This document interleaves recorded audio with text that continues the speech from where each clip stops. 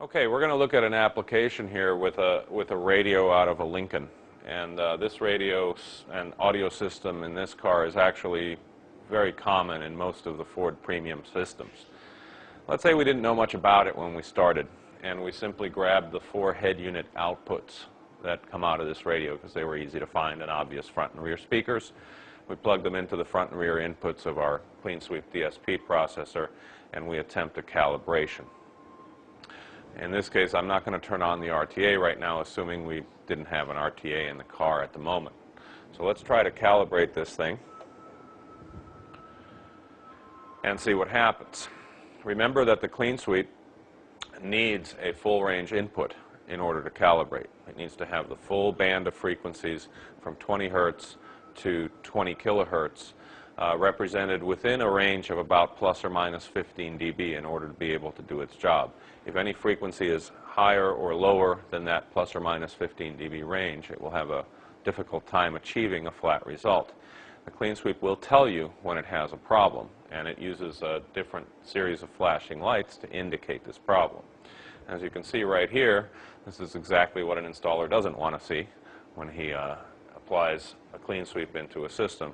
Usually this happens on a Saturday afternoon and you're trying to get out of there and you get the wrong color lights coming out of the thing, and your first temptation is to grab the thing and throw it across the parking lot as far as you can. But it just requires an extra step in order to achieve a good result. And the CleanSweep is actually telling you why it is having a problem. You'll notice that the front channel indicators are alternating between red and green. So how do you interpret that? Well, we were smart enough to put the codes right next to the lights, so don't ever call us and ask us what the lights mean. They're written right next to them. Here we have an alternating red and green, so here we see red, green alternating, EQ active, partial correction. What that code means is that the CleanSweep was not able to achieve a satisfactory flat response, but it tried its best. Okay?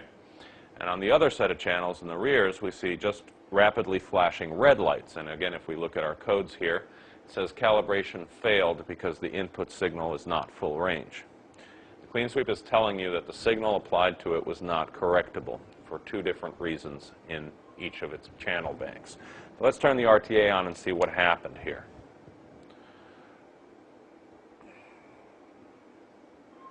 Okay, we are looking at the output of the rear channels at the moment. Let's turn up the sensitivity a little bit. This is the one that's telling you that the input signal was not full range. As you can see, there's some stuff missing down here at the bottom, and this is after CleanSweep attempted to correct. It was not able to do a good job. Let's see what the CleanSweep started with on this signal, what it had to work with, and you'll see why there was a problem. Oh my goodness. Okay, we have a very severe high-pass filter applied at a fairly high frequency in this system.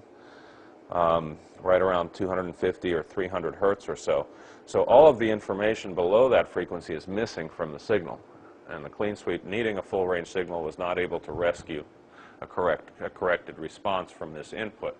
Okay, once again, I'll show you what the CleanSweep tried to do with it, but the result is not a satisfactory full range flat corrected response.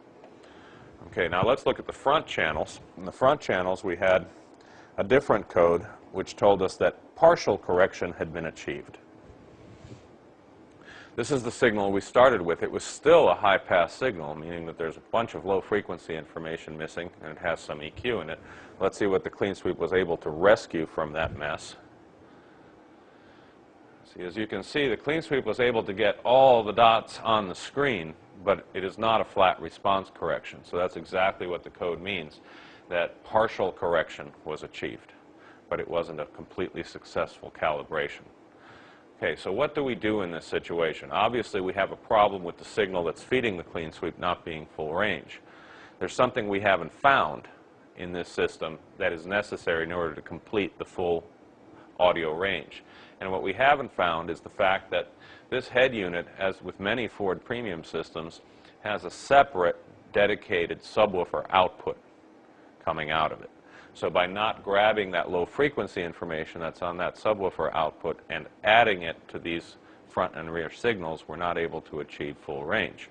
So the next step we have to take is to apply a summing interface to do this.